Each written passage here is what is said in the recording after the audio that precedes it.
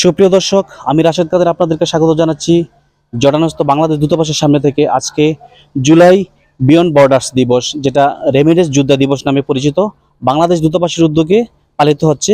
চলুন আমরা পুরো অনুষ্ঠানে দেখি। ব্যাপক উৎসাহ উদ্দীপনায় জর্ডানস্থ বাংলাদেশ দূতাবাসের উদ্যোগে পালিত হলো প্রথমবারের মতো রেমিডেন্স যোদ্ধা দিবস। জর্ডান থেকে জানাচ্ছি রাশেদ কাদের। জর্ডানের রাজধানী আম্মানের বাংলাদেশ দূতাবাস আম্মানের উদ্যোগে যথাযথ মর্যাদায় পালন করা হয় এই দিবসটি।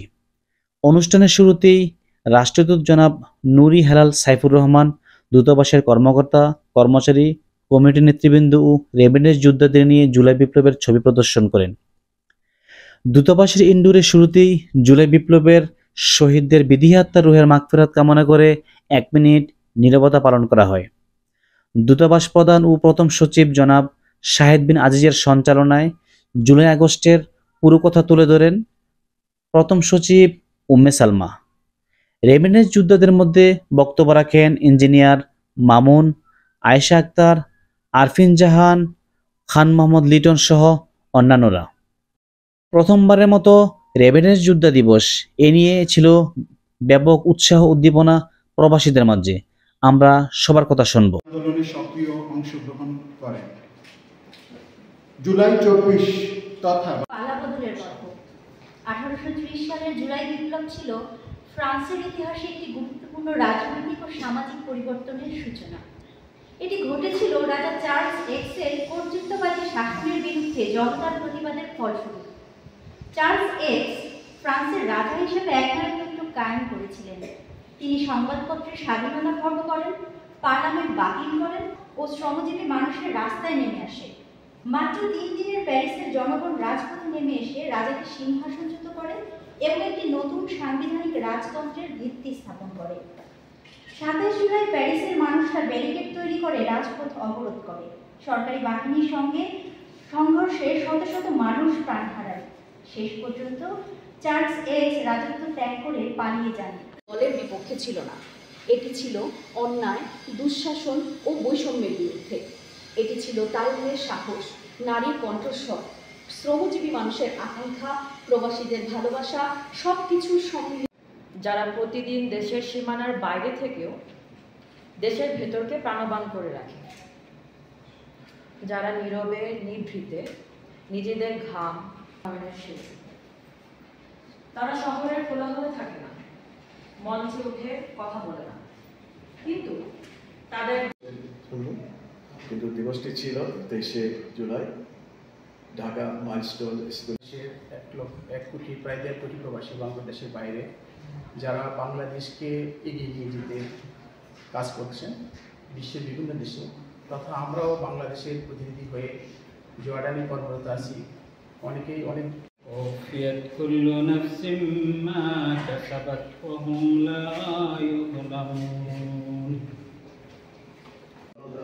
সারা দেশের মানুষ রাস্তায় নেমে এসেছিল।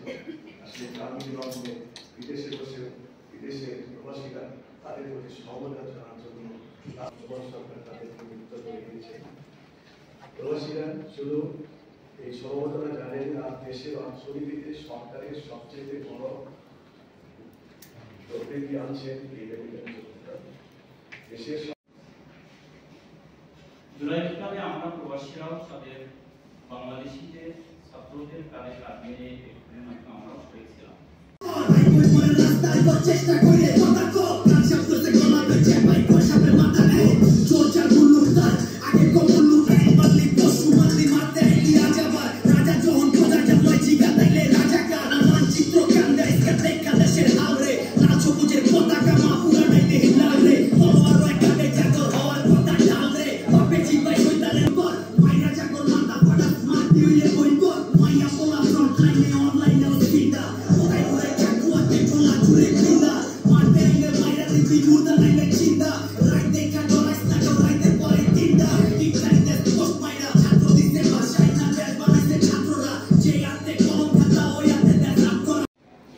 তো এই জুলাই বিয়ন্ড বর্ডার্স এর আওতায় আমাদের আজকের অনুষ্ঠানের দ্বিতীয় প্রতিপাদ্য হচ্ছে রেমিডেন্স যোদ্ধা দিবস। আমি আমাদের আজকের অনুষ্ঠান শুরু করেছি একটি পোস্টার প্রদর্শনীর মাধ্যমে।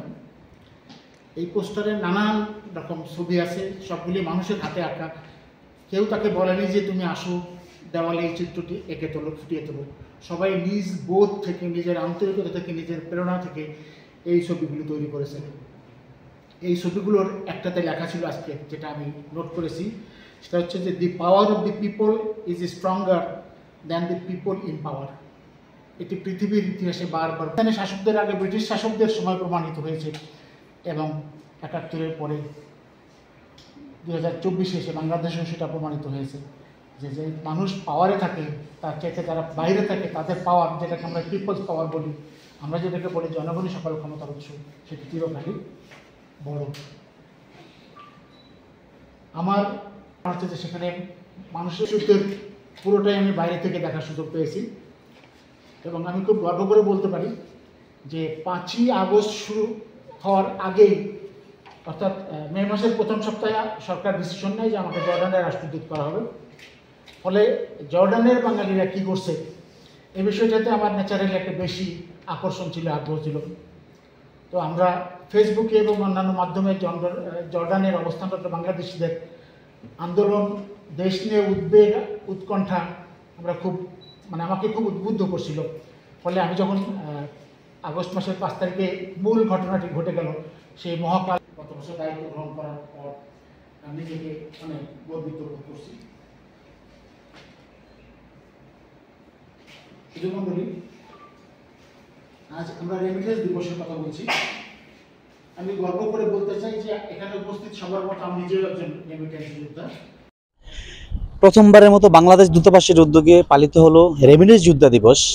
এজ এ রেমিটেন্স যোদ্ধা হিসেবে আপনি অনুমতি বলবেন?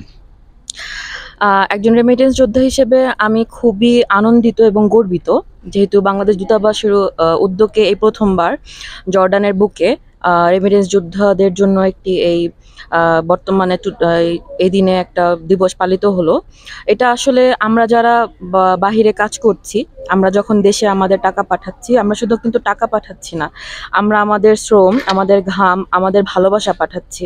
হয়তো এখানে বসে আমরা খুব আশা নিয়ে তাকিয়ে থাকি যে বাংলার আকাশ দেখছি বা জলজল করে তাকাচ্ছি, বা সেই চিন্তা বা সেই মানসিকতাটা থাকে যে আমরা কাছে নেই। রাজনীতি বা অন্য যে কোনো কিছুর সাথে আমরা জড়িত না থাকলেও কিন্তু আমাদের যে ত্যাগ বা তিতিক্ষা আমরা এখান থেকে পাঠাচ্ছি তাদের কাছে, সেটাকে যে স্বীকৃতি জানানো হচ্ছে এই দিবসের মাধ্যমে, এটা নিয়ে আসলে আমি খুবই গর্বিত এবং খুবই আনন্দিত অনুভব করছি। ধন্যবাদ বাংলাদেশ দূতাবাসকে। সর্বোচ্চ একটা সমস্যার কথা বলবেন যেটাকে আপনাদেরকে প্রতিনিয়ত প্রবাসী হিসেবে ফেস করতে হয়? আমি মনে করি বর্তমানে যেহেতু আমরা প্রত্যেকে বাহিরের দেশে আছি, যদি ন্যায্য অধিকারটা নিয়ে সবাই একটু কাজ করা যেত। এবং আরেকটি বিষয় যে আমরা যারা বাহিরে বাংলাদেশ হিসেবে কাজ করছি, আমাদের ভোটাধিকার, আমরাও যে বাহিরে বসে, আমরাও নাগরিক বাংলাদেশে, আমাদেরও যে কিছু বলার আছে, আমাদেরও যে বাংলাদেশ দেশের প্রতি কিছু করার আছে, আমাদেরও মত প্রকাশের একটা জায়গা আছে, অধিকার আছে, সেটা নিয়ে আমরা কাজ করতে চাই এবং চাই সেটা দিয়ে যাতে কাজ করা হোক। আর সবশেষে আমি জানাতে চাই আরটিভিকে অনেক অসংখ্য ধন্যবাদ যে আজকের এই প্রোগ্রামটাকে সুন্দরভাবে তুলে ধরার জন্য এবং আমাদের এই মতামতগুলো দেশবাসীর কাছে এবং সকলের কাছে পৌঁছে দেওয়ার জন্য। ধন্যবাদ আপনাকেও। ঘোষণা করেছে যে প্রত্যেকটা প্রবাসীকে ভোটার অন্তর্ভুক্ত করবে, ভোটার আইডি কার্ড দিবে। এজ এ প্রবাসী হিসাবে প্রথমবার ভোট দিতে পারবেন প্রবাস থেকে, আপনার অনুভূতিটা কেমন? অনুভূতি অনেক ভালো। আজকেই শুনলাম যে হচ্ছে আমাদের প্রবাস থেকে আমরা হচ্ছে ভোট দিতে পারবো। আর আমিও হচ্ছে একদমই নতুন ভোটার, প্রথম ভোটার বলা যায়। 10 বছর যাবৎ আছি দেশের বাইরে, প্রায় 10 বছর হয়ে গেছে। তো ভোট দিতে পারবো, এর চেয়ে আনন্দের আর কি হবে। যোগ্য দেখে হচ্ছে, দক্ষ দেখে পক্ষ নিন একটা কথা আছে। তো আমরা আসলে হচ্ছে ভোটার হতে পারে এটা জানতে পেরেই ভালো লাগতেছে, আর ভোট দিলে তো আরো বেশি ভালো লাগবে। ধন্যবাদ আপনাকে। আপনাকেও ধন্যবাদ। উন্নয়নের অংশীদার প্রবাসীরাও দাবিদার। প্রথমবারের মতো রেমিটেন্স যোদ্ধা দিবস পালন করছে বাংলাদেশ দূতাবাস আম্মান, জর্ডান এবং বিশ্বের প্রায় অনেক দূতাবাসই পালিত হয়েছে। এবং প্রবাসীরা এসে কিন্তু তাদের যে মনের কথাগুলো বলতে পেরেছে এবং তাদের যে সুযোগ সুবিধা এবং অসুবিধাগুলো, তারা কি ধরনের সমস্যার সম্মুখীন হয়, সে প্রত্যেকটা কথাগুলো কিন্তু এই রেমিটেন্স যোদ্ধা দিবস উপলক্ষে তারা বলতে পেরেছে। এবং তারা তারা আশাবাদী হয়েছে এবং আশা করছে যেন সরকার খুব শীঘ্রই তাদের সমস্যাগুলোকে আমলে নেবে। ভোটাধিকার প্রয়োগ সহ তারা প্রত্যেকটা সুযোগ সুবিধা বাংলাদেশের নাগরিক হিসেবে প্রত্যেকটা রেমিটেন্স যোদ্ধারই দাবি। রাশেদ কাদের, আম্মান দূতাবাস, জর্ডান।